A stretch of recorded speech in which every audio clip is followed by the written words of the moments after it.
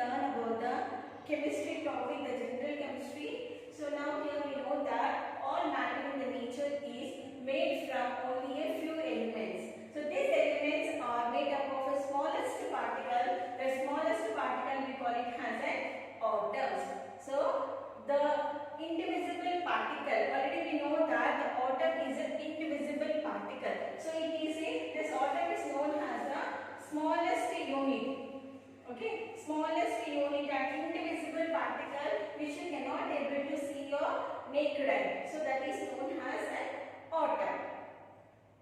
Okay, so now this atom or element is classified into 4 types. Okay, so one is known as a metal, and next one it is known as a non-metal. The next one we call it as a metalloids, and the next one we call it as a inert gases. Okay, is it clear all of you? So here we are talking about the atom. We know that atom is the smallest particle or smallest unit which you cannot able to divide it further. So that is known as an atom. So an atom or an element is classified into metals, non-metals, metalloids and inert gases. Now we are going to learn about the metal and the non-metal. First let us learn about the metal. So before going to this, let me explain about what is an atom and what is an element. So you may get the confused that what is an atom and the element. Isn't the atom and the element is the same? So first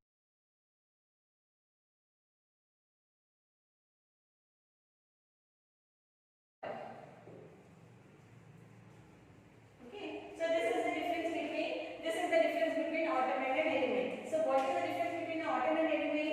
You know that in an atom, protons and neutrons will be the same. The same number of neutrons and the same number of protons will be present.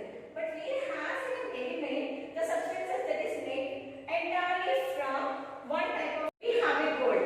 So gold is an element. Okay, in that element, whatever the smallest particles are there, completely is made up of a gold only. So that is called an atom.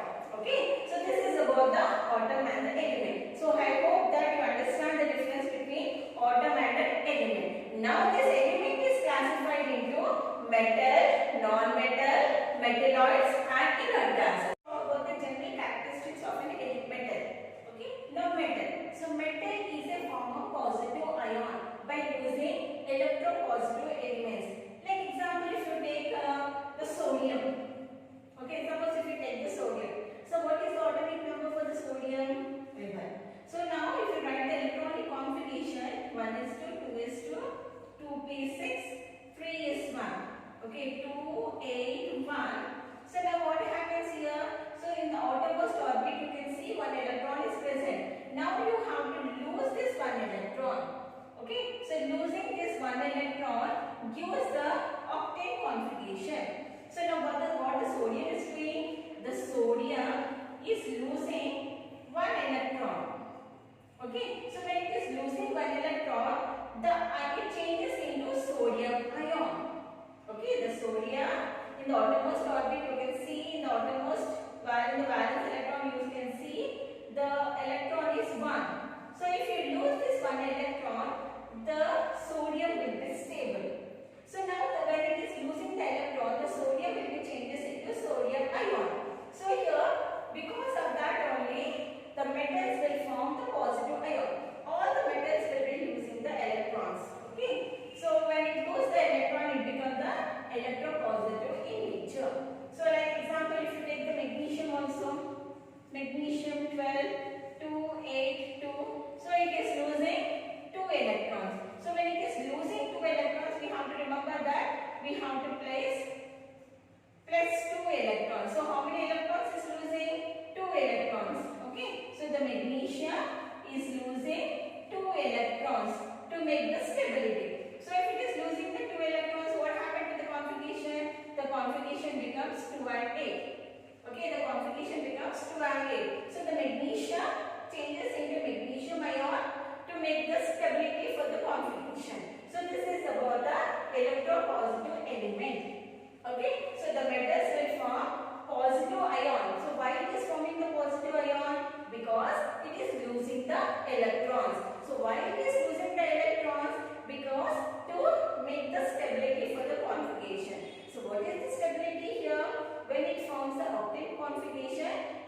that element has a stability.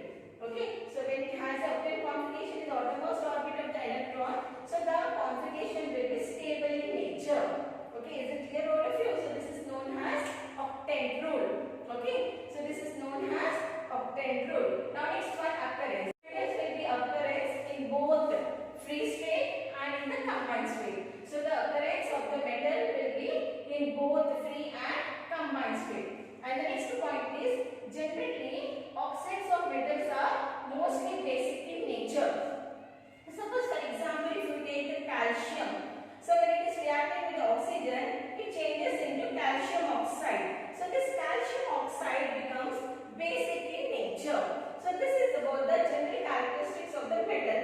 So once again, general configuration of the metal will form positive ion by losing electrons. So we call it as electropositive element, and the metals will be occurrence in both the states. So that is the free state and in the combined state. And generally when the metals are oxides, so oxides of the metals are mostly basic in nature. Now this is about the metal. Now let us talk about the non-metal, free state and the combined state. And already I said that oxides of non-metals are acidic in nature. So this is about the metal, non-metal. Now let us talk about the metalloids. So metalloids, it exhibits the properties like between that of the metal and non-metal.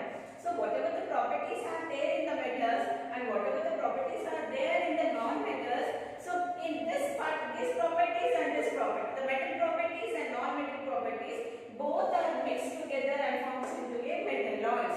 Means in the metalloids, whatever the elements are present, in these elements, metal properties will be there, some non-metal properties will be there. So both the properties will be mixed together. So it exhibits the properties that lie in between that of metal and non-metal. So that is only called metalloids.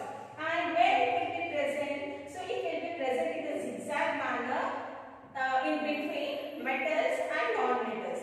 Suppose if you see the periodic table, so you can see in the p block element, in the zigzag, this metalloids will be present, which is separating the metal and the non-metal.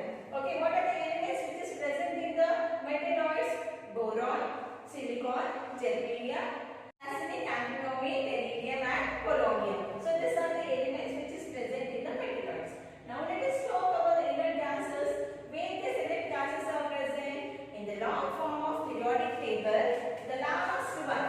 If you see the last one here, in the 8th group, this inert gases will be present. So this inert gases, this is the rough diagram. So in this last one, if you see this last one, this is the 8th group element. So this 8th group element is known as inert gases. Okay, so here we can see full fill of an electrons. So whatever the elements are present here, so thus elements consist of completely filled 8 electrons in the valence electron. So that is the reason we call it as noble gas elements, inert gases, and rare group elements, and noble gases. Okay, and what are the elements which is present in the inert gases? Helium, neon, argon, krypton, xenon, radon, or magnesium. And even come back to the helium. Helium does not have the octane configuration. It has duplet configuration. Okay, so it doesn't have octane configuration. It has duplet configuration. Okay, where has helium? Krypton, radon, magnesium, xenon, radon, magnesium. This is the OG, magnesium. Okay, so this is about the elements which is present in the inert gases. So this inert gases elements, we call it as not only the inert gas, even we call it as noble gas, aerogens, rare gases, zero group elements. So this is about the 4 classification of an elements. So one is the metals, non-metals, metalloids and inert gases. Now we are going to learn about metals and non-metals. So the properties of metals and non-metals. So we are going to differentiate between the metals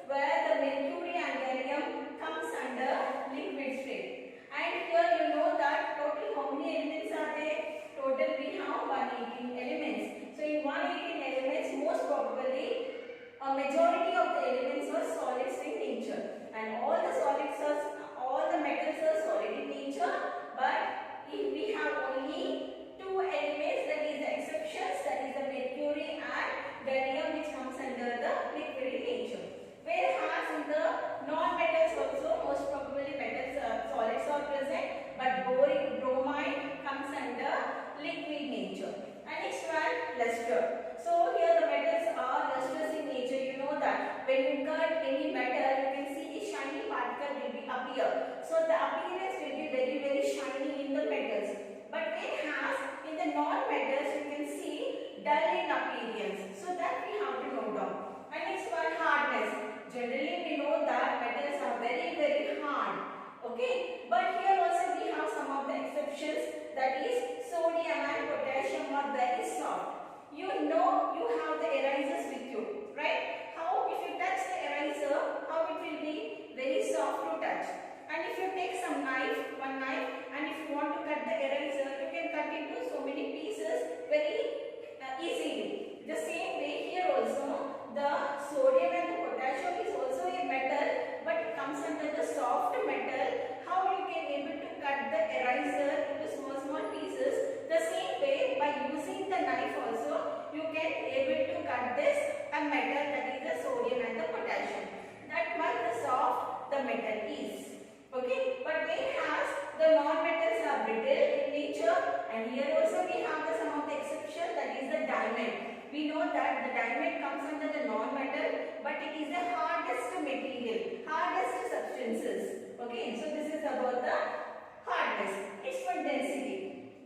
Metals have high density and the non-metals have low density. But here also again we have to follow the exception, that is lithium, sodium, potassium have densities. But here also we have to know about the exception, that is the diamond. Already we discussed here. So here the both are exceptions. Now next one, melting point and the boiling point. So the melting point is very high in the metals, and whereas the melting point is low. So here the both are exceptions. Now next one, melting point and the boiling point. So the melting point is very high in the metals, and whereas the melting point is very low in the non-metals. Sonority. So what is sonority? Ringing bell sound. Suppose if you take some iron nails, okay, if you take some iron nails and just drop down onto the floor, you can hear a ringing bell sound. Okay, so that ringing bell sound will appear only with the metals.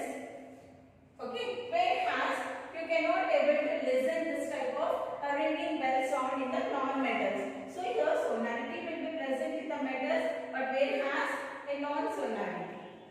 Okay, it doesn't appear any type of that type of hard metal sounds. That is a ringing bell sound. Next one is malleability. So in the malleability, here you can see the thin sheets. Suppose if you take, if you go to the goldsmith or the goldsmith, he will take one small piece of a gold and he will beat for number of times. If he beat for number of times, you can see a thin sheet will be appears. Okay, a thin sheet, the sheet will be appears. The same way you can see this type of appearance in the blacksmith also. Okay, where he will take the iron piece and he will pass the heat and go on beating and changes into different shapes. Okay, so this type of thin sheets will have the property in the metals, but whereas in the non-metals, if you just beat for once, it will be break down into so many pieces. Okay, so break down into so many pieces, so it doesn't appear. So in the non-metals, the sonority is not present, it is non-sonorable or non-sonority. And here if you beat for one time for the non-metals, so it will be break down into so many pieces. And ductility. So what is ductility? Dragging of wires. So you have idea that, so whatever the wire connections are there, if you remove the plastic and if you observe, you can see the copper wire which is present. So that property only we call it as ductility. So the dragging of wires is known as ductility. But whereas in the non-metals, this ductility is not present. So it is non-ductile in nature. Okay, so it is non-ductile ductility. So non-ductility in nature.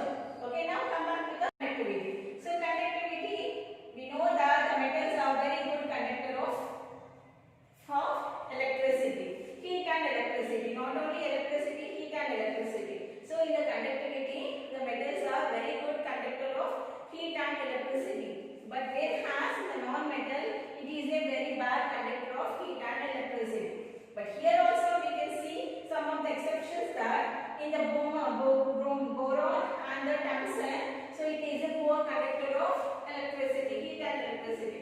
But when as you can see here, the graphite and the carbon gas is a good conductor of electricity. You know the pencil nibs. So you have the black color pencil nibs. So that is made up of a graphite. So in that carbon particles are present there. It is a very good conductor of electricity. So this is about the difference between the metal and the non-metal. So this is about the properties of a metal and a non-metal. So if you want to prepare the notes, please take the screenshot and write the notes.